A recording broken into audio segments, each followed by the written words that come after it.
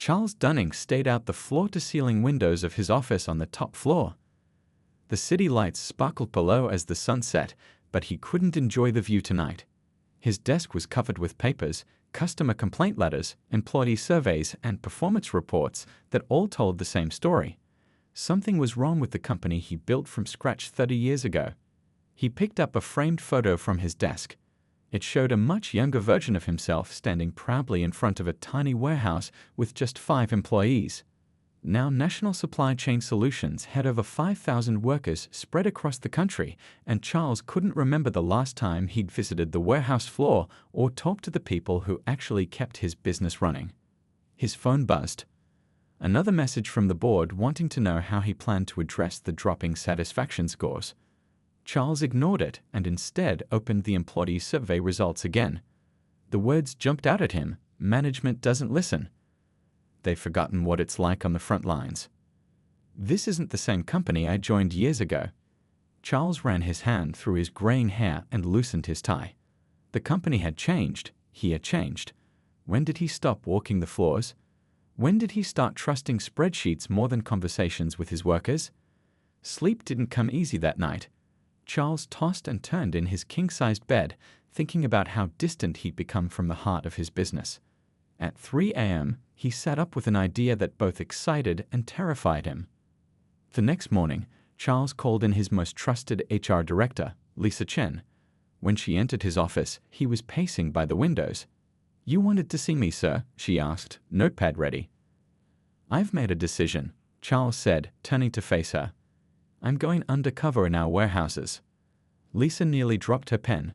"You mean like that TV show?" "Exactly like that. Starting with Westridge, our oldest facility." Charles sat down at his desk and leaned forward. "Nobody can know. Not the board, not my assistant, not even my wife." Lisa looked worried. "With all due respect, sir, you haven't been on a warehouse floor in 15 years? And everyone knows your face." Charles smiled. "That's where you come in. I need a new identity, proper work clothes, and a convincing backstory. Can you make that happen?" As Lisa took notes, Charles felt something he hadn't felt in years: nervous excitement. The Westridge Distribution Center had been his first real building, the cornerstone of everything that came after. The employee surveys from that location were particularly troubling, with mentions of corner cutting, favoritism, and veterans being pushed aside for younger, cheaper workers. "One more thing," Charles said as Lisa was about to leave. "I want to start at the bottom. Cleaning crew, floor sweeping, whatever's available. I need to see everything as it really is, not how management wants me to see it." That night, Charles told his wife he'd be traveling for a special project. She raised an eyebrow. After 30 years of marriage, she knew when he wasn't telling the whole truth, but she didn't press him. As he packed a small bag with regular clothes, leaving behind his custom suits and designer shoes, Charles felt a weight lifting from his shoulders. For too long, he'd been trapped in meetings, spreadsheets, and quarterly reports. He'd forgotten why he started this company in the first place, because he loved working with his hands, solving problems, and taking care of the people who trusted him with their livelihoods. In 3 days, Charles Dunning would disappear, and Charlie Davis, an ordinary guy looking for honest work, would show up at Westridge. The thought both terrified and thrilled him. What would he find? And more importantly, would he have the courage to fix whatever was broken? The alarm buzzed at 4:30 a.m., a time Charles hadn't seen in years. He rolled out of bed in the modest hotel room where he checked in under his new name, Charlie Davis. The transformation had taken place yesterday in Lisa's home office, away from curious eyes at company headquarters. "Hold still," Lisa had said as she carefully applied the hair dye. The rich brown of his hair disappeared under a salt and pepper gray. Next came the fake mustache, attached with special glue that itched something fierce. Looking in the mirror, Charles hardly recognized himself. The final touches were a pair of wire-rimmed glasses and a slight hunch to his normally straight posture. "Remember your story," Lisa reminded him as she handed over his new ID badge. "You worked at Wilson Manufacturing for 18 years before they closed down. You've done warehouse work, some basic maintenance, and you're willing to start at the bottom." Now, standing in the dingy hotel bathroom, Charles practiced his new identity one more time. Charlie Davis, Pleased to meet you, he mumbled to his reflection, deliberately lowering his voice and adding a slight rust. He'd spent hours watching videos of how regular workers talked, trying to lose the polished tone that came from decades of board meetings and media interviews. His new wardrobe felt strange against his skin, faded jeans with a small tear near the knee, Lisa's idea for authenticity, a plain gray t-shirt, and a flannel button-up with the sleeves rolled to the elbows. His hands looked all wrong, too soft, too clean. Charles had spent the last 2 days deliberately roughing them up, doing yard work without gloves and fixing things around his house. The drive to the Westridge facility felt like entering a time machine. He built this place when he was just 32, full of dreams and plans. Back then, he'd known every employee by name. Now, as he pulled into the worker parking lot in a used pickup truck, another part of his disguise, he realized he probably wouldn't recognize a single face. His stomach nodded as he joined the stream of workers heading toward the employee entrance. What if someone recognized him? What if his disguise wasn't good enough? He kept his head down, shuffling slightly, trying to blend in. New guy, huh? The security guard at the entrance barely glanced at his ID. Charles nodded, not trusting his voice yet. Orientation's in room B, down the hall to the left. 10 other new hires sat in plastic chairs, most looking as nervous as he felt. The orientation room walls were covered with faded safety posters and old company announcements. A banner proclaiming National Supply Chain Solutions, Family First, hung crookedly, its edges curling with age.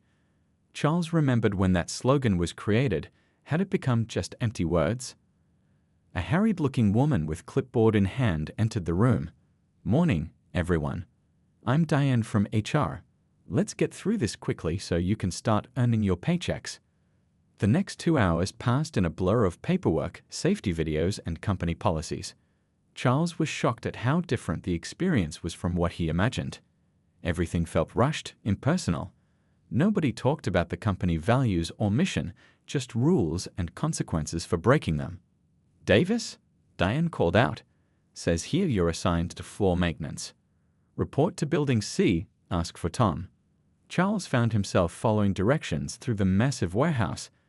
The familiar hum of machinery brought back memories, but everything else had changed. The open, collaborative space he'd designed was now divided by tall shelving units that blocked any sense of community. Workers moved quickly, heads down, barely acknowledging each other. "You, Charlie?" A burly man with a permanent frown approached. "I'm Tom. You're with me on cleaning crew. Ever used an industrial floor scrubber?" Charles shook his head, suddenly realizing how little he knew about the actual work that happened in his company. "Great," Tom sighed. Another one with no experience. "All right, follow me. And try to keep up. We're already short-staffed today." As he followed Tom deeper into the facility, Charles felt like a stranger in his own house. What else had he missed while sitting in his top-floor office? The thought both scared and motivated him. 3 weeks undercover suddenly didn't feel like nearly enough time. By day 3, Charles had settled into a routine. His body ached in places he didn't know could ache. The industrial floor scrubber had proven harder to master than any golf swing, and his hands were developing calluses where the machine vibrated against his palms. "You're doing it wrong again," Tom said with a sigh. "Look, I don't have time to keep babysitting you. Let me find someone who can actually train you properly." He spoke into his walkie-talkie and a few minutes later told Charles, "Head to Section 14. Elena will show you the ropes." Charles made his way through the maze of shelving units, looking for Section 14. The warehouse was enormous, much bigger than he remembered from his occasional guided tours. Back then, everything had been presented to him in its best light, freshly cleaned, perfectly organized, with smiling employees. Now he saw the reality. Understaffed sections, broken equipment held together with duct tape, and tired faces. "You must be the new guy."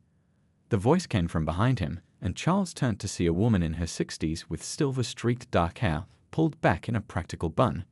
Though small in stature, she carried herself with unmistakable dignity. Her uniform was impeccably clean despite the dusty environment, and a name badge reading Eleanor J. hung around her neck alongside a collection of service pins that caught the light when she moved. "Charlie Davis," he said, extending his hand. "Thanks for taking time to show me around." Eleanor's handshake was firm. Eleanor Jenkins. 27 years in this building, and they still haven't managed to get rid of me. There was humor in her voice, but something else too, a hint of defiance. That's impressive, Charles said honestly. You must have started when the place first opened. Third employee hired, she confirmed, eyes twinkling with pride. Back when Mr. Dunning still walked the floors and knew everyone by name. Charles felt his face grow warm and quickly looked down at the floor scrubber. So, what am I doing wrong with this thing? For the next hour, Eleanor patiently showed him how to operate the machine properly, how to get the right balance of cleaning solution, how to navigate around corners without marking the floors, and how to spot clean stubborn stains. You're not hopeless, she concluded, which Charles suspected was high praise coming from her. Just need practice. As they worked side by side, Eleanor shared stories about the warehouse, how they used to have monthly barbecues for all the staff, how the original team had painted the break room together one weekend, how Mr. Dunning had sent personalized Christmas cards every year. When did that stop? Charles asked, genuinely curious. Eleanor thought for a moment. Bit by bit. First the barbecues became quarterly, then yearly, then just a company picnic that most managers skipped. The Christmas cards became generic company greeting cards, then just emails. Mr. Dunning stopped visiting. New managers came in with their fancy degrees and spreadsheets. She didn't sound bitter, just matter of fact. Charles felt a pang of guilt. He'd been so focused on growth that he'd forgotten what had made the company special in the first place. They were interrupted by a young worker rushing toward them. Mama L, the scanner and receiving is acting up again. Tech support is saying they can't come until tomorrow, but we've got 3 trucks waiting to unload. Eleanor sighed. Tell them I'll be right there. To Charles, she explained, they call me Mama L. Been doing it for years. I don't mind. Raised 3 kids on my own, so I've had plenty of practice looking after people. Charles followed as Eleanor made her way to receiving. He watched in amazement as she opened the scanner unit, fiddled with some wires, and reset the system, all while explaining what she was doing to the younger workers gathered around. Who taught you to do that? He asked when they were alone again. Taught myself. Nobody else was going to fix it, and we couldn't wait 2 days for tech support. That's how it is around here now. We're always told to do more with less. Throughout the day, Charles noticed how workers from all departments came to Eleanor with questions, problems, or just to chat for a moment. She knew everyone's names, asked about their families, and always had a kind word or practical advice. During lunch in the noisy break room, Charles sat with Eleanor and learned more of her story. She'd started at the warehouse as a young single mother, desperate for work. Mr. Dunning took a chance on me, she said, unwrapping her sandwich. Said he didn't care that I had no experience. Said he was more interested in hiring people with heart than with perfect resumes. She smiled at the memory. This job put 3 kids through college. My oldest is a teacher now, middle one's a nurse, and my youngest is finishing engineering school. The pride in her voice was unmistakable. Charles felt a mixture of emotions. Happiness that his company had provided this opportunity, shame that he'd lost touch with the people who made it all possible. As they returned to work, Charles asked, with all your experience, how come you never moved into management? Eleanor laughed. Oh, they asked a few times years ago. But I like the floor. I like solving real problems, not sitting in meetings talking about them. Besides, she lowered her voice, the way things are going lately, I'm not sure how much longer I'll be here anyway. Charles settled into a routine over the next few days. His muscles ached less, and he was starting to understand the rhythm of the warehouse. More importantly, he was seeing his company through new eyes. The broken vending machine that had been getting fixed for months, the shortage of safety equipment, the skeleton crews stretched too thin across too many tasks. The workers had accepted him as one of their own. He ate lunch with different groups each day, listening more than talking. The stories were similar. Veterans who remembered the good old days, and newcomers who couldn't understand why the old-timers were so nostalgic about a company that treated them like replaceable parts. It was Wednesday morning when Charles first saw him, a man in his mid-30s wearing crisp khakis and a button-down shirt with the company logo, moving through the warehouse with quick, purposeful steps. Unlike the other managers who occasionally appeared on the floor, this one didn't have the look of someone who had worked his way up. His hands were too smooth, his posture too perfect. "Who's that?" Charles asked Tim, a forklift operator he befriended. Tim glanced over and lowered his voice. "Peter Hargrove, regional manager. Been here about 5 years. Came straight from his fancy MBA program to tell us how to do jobs we've been doing for decades." Charles watched as Hargrove stopped at a workstation, checked something on his tablet, and made a comment that caused the worker to stiffen. The manager moved on without waiting for a response. "Not well liked, I take it?" Charles asked. Tim snorted. "That's putting it mildly. Guy's all about the numbers. Doesn't care how they get hit as long as they do. Corporate loves him because costs are down and productivity is up.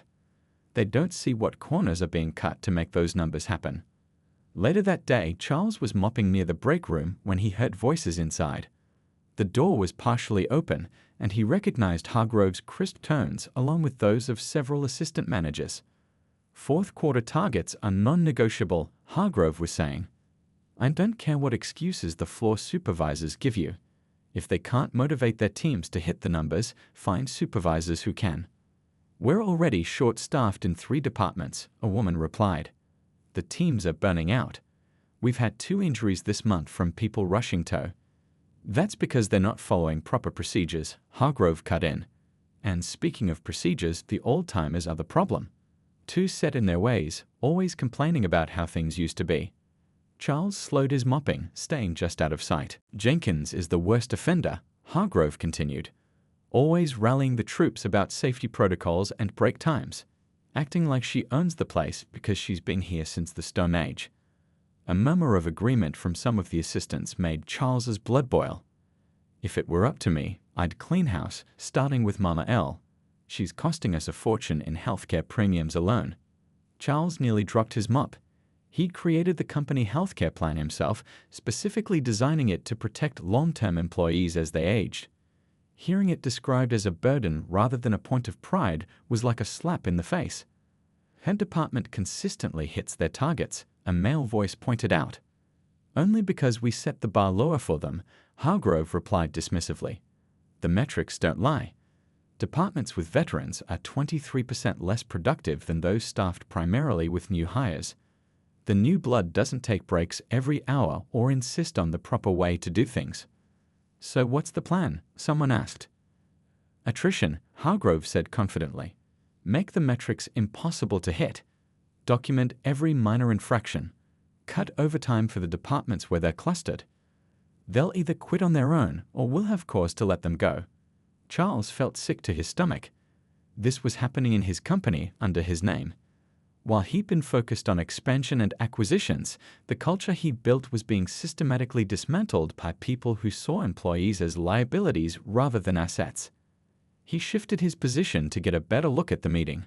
Through the crack in the door, he could see Hargrove standing at the head of the table, tablet in hand, presenting a PowerPoint titled Workforce Optimization Strategy. On the screen was a chart showing employees categorized by age and tenure, with red highlights over the longest-serving groups. One of the assistants noticed Charles and frowned.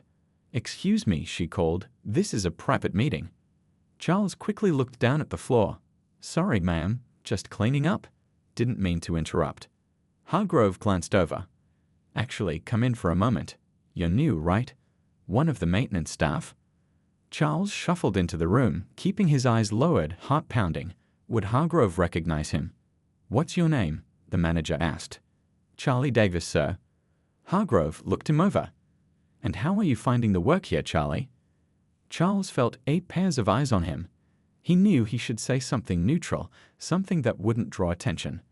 But the chart on the screen behind Hargrove, his own employees marked for removal, made him reckless. "It's different than I expected," he said carefully. "Folks here work real hard, but seems like they're not always given the tools or time to do things right." A cold smile appeared on Hargrove's face. "Interesting perspective for someone who's been here less than 2 weeks. Tell me, who's been filling your head with these observations? Jenkins, perhaps?" Charles realized he'd said too much. "No, sir, just something I noticed. Don't mean any disrespect." "Well, Charlie," Hargrove said, his voice dripping with condescension, "at National Supply Chain Solutions, we value innovation and efficiency. Some of our longer-tenured employees struggle with changes that make us more competitive. I hope you'll be more adaptable." The threat was unmistakable. Charles nodded and backed out of the room, mop in hand. As he continued his cleaning route, his mind raced. He'd known there were problems, but nothing this deliberate, this calculated. Hargrove wasn't just cutting corners, he was systematically targeting the heart of the company, the experienced workers who carried its history and values. And he was doing it in Charles' name, with Charles's authority. Later that day, Charles found Eleanor in the packaging section, carefully training a new hire. He watched her patient explanation, her gentle correction when the young man made a mistake, the way she found something to praise even as she showed him a better technique. This was what his company was supposed to be, not charts and optimization strategies, but people helping people grow. The tension in the warehouse grew over the next few days.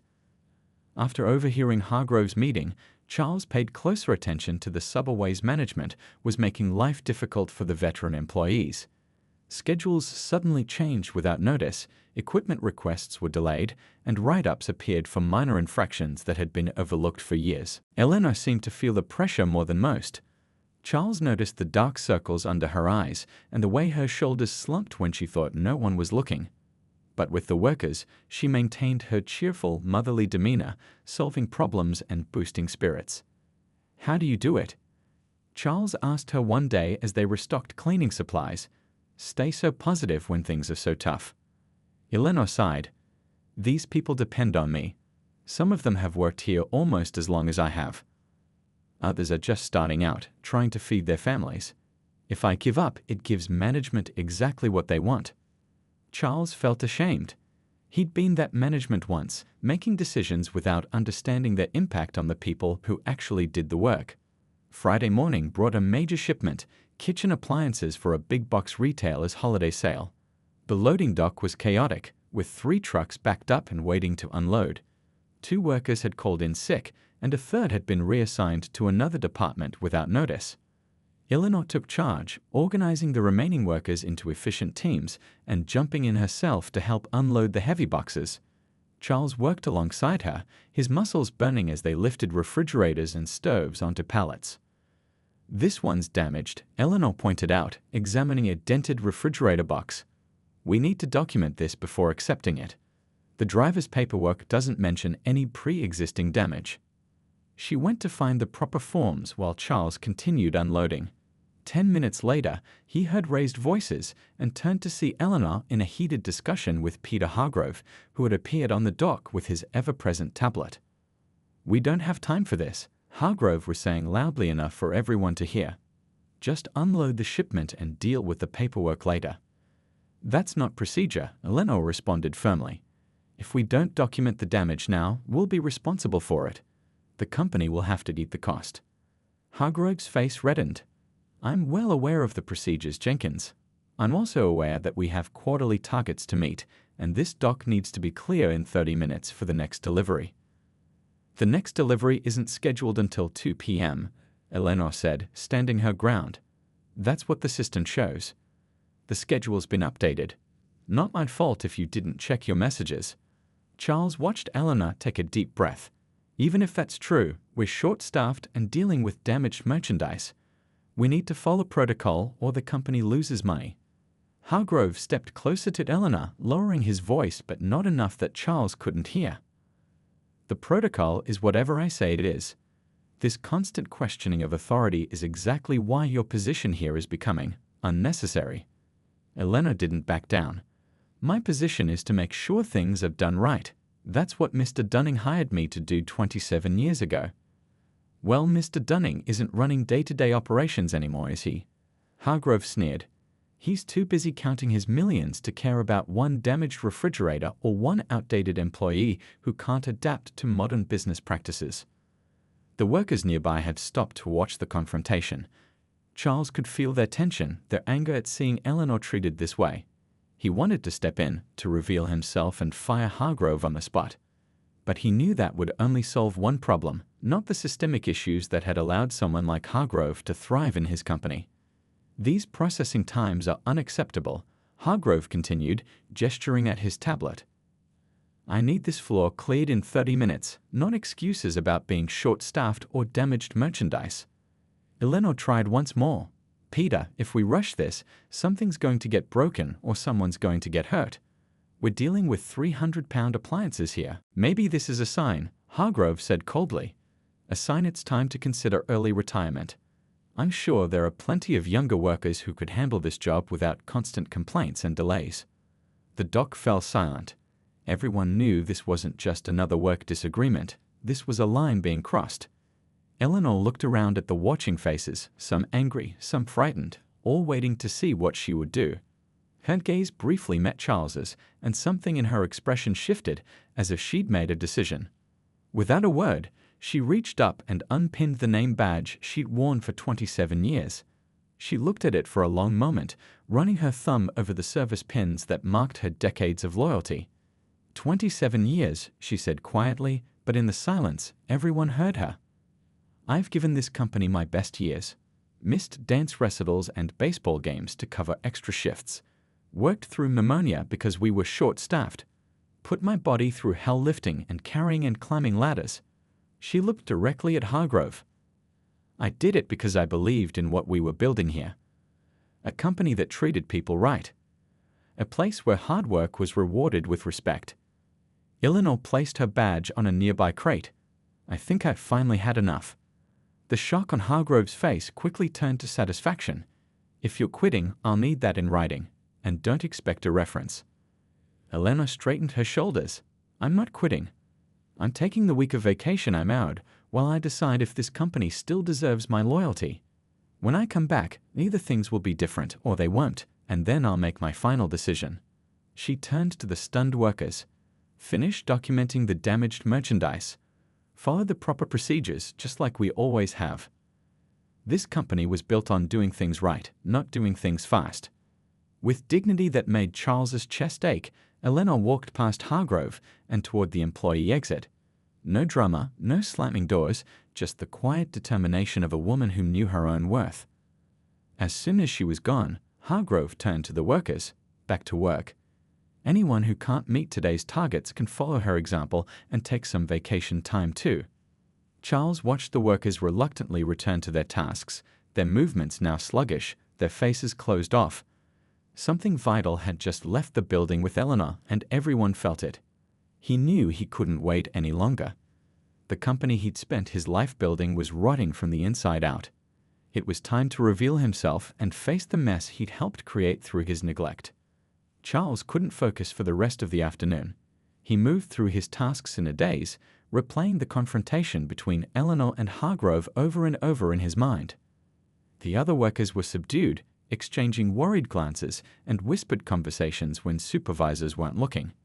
By the end of his shift, Charles had made up his mind.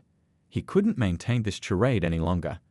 The company was broken, and he needed to start fixing it immediately, beginning with Eleanor.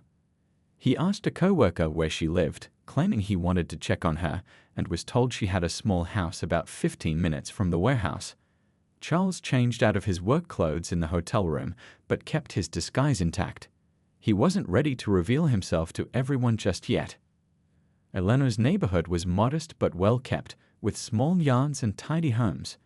Her house was easy to spot. The only one on the block with a garden full of bright flowers and a small bird feeder hanging from the porch. Even in her home, she took care of living things. His heart pounded as he knocked on the door. What would he say? How could he explain why the CEO of the company had been pretending to be a janitor for almost 2 weeks? The door opened and Eleanor stood there in jeans and a faded sweatshirt, her silver-streaked hair loose around her shoulders. She looked surprised to see him. "Charlie?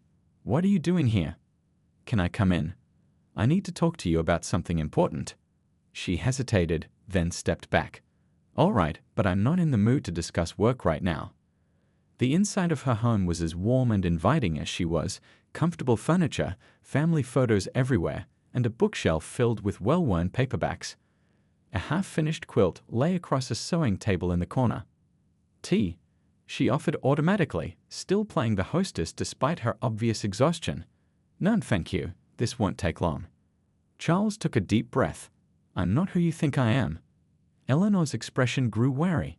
"What do you mean?" Slowly, Charles removed the fake mustache and glasses that had been part of his disguise. He straightened his posture and spoke in his natural voice, the voice that had given countless speeches at company events over the years. "My name isn't Charlie Davis. It's Charles Dunning." The color drained from Eleanor's face. She sank into the nearest chair, staring at him with disbelief. "That's not possible. Mr. Dunning wouldn't. You couldn't be." "I am," he said gently. "I went undercover because I knew something was wrong with the company, but I had no idea how bad it had gotten. I've spent 2 weeks seeing what's really happening on the warehouse floor, not the sanitized version I get in reports." Eleanor's shock turned to anger. "So this was all some kind of game to you? Some reality TV stunt? You've been laughing at us this whole time." "No." Charles moved toward her, then stopped when she flinched away. "I wasn't laughing, Eleanor. I was learning, and what I learned broke my heart. The company I built isn't the company I thought it was anymore. You think?" Bitterness crept into her voice. "While you've been in your corner office, Peter Hargrove and his type have been dismantling everything good about this place. Safety protocols ignored. Experienced workers pushed aside for cheaper labor. Impossible quotas that leave people exhausted and injured." She stood up suddenly, her eyes flashing. "And where were you? 27 years I've given to this company. 27 years of loyalty, and I've seen you maybe 10 times in the last decade. Always with an entourage, always rushing through like you had somewhere more important to be." Every word hit Charles like a physical blow because he knew she was right. He'd been absent, physically and in spirit. He trusted people like Hargrove because they delivered the numbers he wanted to see, never questioning how those numbers were achieved. "You're right," he said quietly. "I failed. Not just you, but everyone who trusted me to build something worth being part of." Something in his tone made Eleanor pause. She studied his face, seeing past the disguise to the man beneath, a man who looked tired and genuinely remorseful. "Why reveal yourself to me?" she asked. "Why now?" "Because when you walked out today, I realized what was at stake. Not just a job or a company, but a community. A place where people like you could build a life, support a family, find purpose." He gestured helplessly. "This isn't the company I gave my life to either," he echoed her earlier words. "But it will be again. I promise you that." Eleanor went to her kitchen and returned with 2 glasses of water. She handed one to Charles and sat across from him. "Talk to me," she said simply. "Tell me what happened to you. How did you go from the man who helped carry my desk up 3 flights of stairs when I first started to this?" For the next hour, Charles opened up about the pressures of growing the company, the gradual disconnect between the executive floor and the warehouse floor, and how he'd lost sight of what mattered most, the people. Success became a trap, he admitted. Each achievement just raised expectations for the next quarter. "I stopped seeing employees as individuals and started seeing them as productivity numbers. It was easier that way, less personal, less complicated." "Too easy," Eleanor said. "Real leadership is messy. It means knowing people's names and stories. It means understanding what motivates them beyond a paycheck." As they talked, Eleanor shared her own perspective. The slow erosion of the company culture, the arrival of managers like Hargrove who saw only spreadsheets, not people, and the growing fear among veteran employees that their days were numbered. "This isn't just about me," she insisted. "There are good people being pushed out because they cost more or speak up about safety or refuse to cut corners. Is that really the company you want to build?" Charles shook his head. "No, it never was." "Then what are you going to do about it?" Eleanor challenged him. He looked at her thoughtfully. "I have some ideas, but I'm going to need your help." "My help? After today, I'm not sure I'll even be coming back." "That's exactly why I need you," Charles said. "Because you care enough to walk away from something that's wrong, even after 27 years. That's the kind of integrity I want at every level of this company." Eleanor wasn't easily convinced. Pretty words don't fix broken systems, Mr. Dunning. "Call me Charles, please." "And you're right, words aren't enough. That's why I'm asking for your input on how to make real changes, starting with Hargrove, but not ending there." For the first time since he entered her home, Eleanor smiled slightly. "Oh, I have some thoughts about where to start." As the evening light faded outside her windows, they began to sketch out a plan, not just to address the immediate problems, but to rebuild the company from the ground up, returning to the values that had made it special in the first place. Word spread quickly through the warehouse. A meeting. All staff. Mandatory. The rumors flew faster than the forklifts. Someone important was visiting. Corporate was announcing layoffs. The facility was being sold. By Monday morning, the tension was thick enough to cut with a box cutter. Workers filed into the largest open area of the warehouse, where a temporary stage had been set up with the company logo displayed prominently behind a podium. Elena stood near the back, arms crossed, still unsure if returning had been the right decision after her weekend talks with Charles.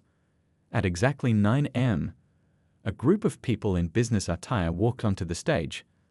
The workers recognized a few executives from headquarters, people they normally only saw in company videos or annual reports. Whispers rippled through the crowd when they noticed Peter Hargrove seated on stage, looking uncomfortable. Then Charles Dunning himself appeared, and the whispers turned to hushed silence. Most had never seen the CEO in person, and those who had barely recognized him after years of absence. He looked different today, less polished than his official photos, with his tie slightly crooked and his sleeves rolled up. "Good morning," Charles began, his voice echoing through the warehouse. "For those who don't know me, I'm Charles Dunning. I founded this company 30 years ago in a warehouse half this size with just 5 employees." He paused, scanning the crowd.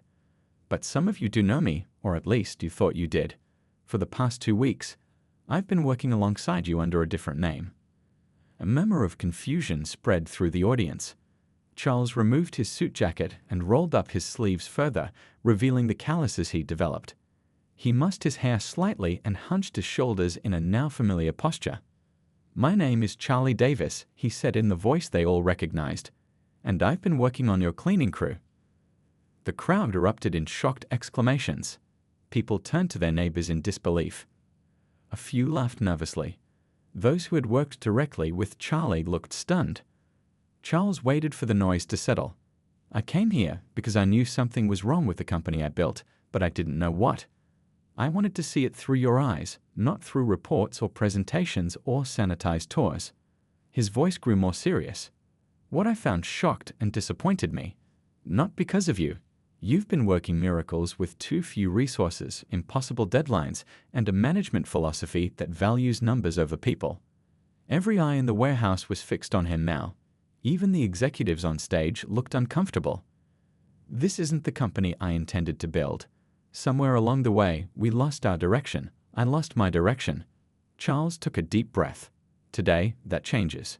He gestured to Peter Hargrove. "Mr. Hargrove, please stand." Hargrove rose, straightening his tie nervously. "Peter Hargrove is no longer the regional manager of this facility," Charles announced. "Effective immediately." A ripple of surprise and some quiet cheers moved through the crowd. "This isn't personal," Charles continued, looking directly at Hargrove. "You delivered exactly what you thought I wanted: better numbers, lower costs. The problem is, that's not what I should have been asking for." Hargrove's face reddened as he was escorted off the stage by security. "Over the next weeks and months, you'll see many changes," Charles continued. "First, we're creating an employee advisory board with representatives from every department and shift. This board will have real power to address safety concerns, working conditions, and company policies." He gestured to the back of the room.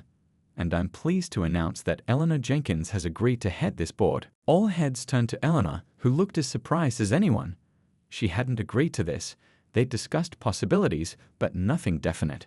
She met Charles' eyes across the room, saw his encouraging nod, and slowly made her way to the stage. The applause started with those who knew her best and quickly spread throughout the warehouse. By the time she reached the stage, the entire workforce was cheering. Charles helped her up the steps and handed her the microphone. Eleanor looked out at her colleagues, friends she'd worked alongside for decades and new faces who were just starting their journeys. "I've been with this company for 27 years, she began, her voice steady despite her nerves. "I've seen the best of times and some pretty tough ones too. But I've always believed in what we could be, not just a place to earn a paycheck, but a community that values every person's contribution." She looked at Charles. "I wasn't sure I'd ever see that company again, but today I have hope." Charles stepped forward again. We have more announcements. We're implementing a profit-sharing program for all employees, retroactive based on your years of service. We're reinstating the safety protocols that should never have been compromised. And we're hiring additional staff to ensure no team is overworked or understaffed. He looked out at the faces watching him, some hopeful, others still skeptical. These aren't empty promises. They start today. I'll be here, working alongside you, not undercover, but as myself, one day each month.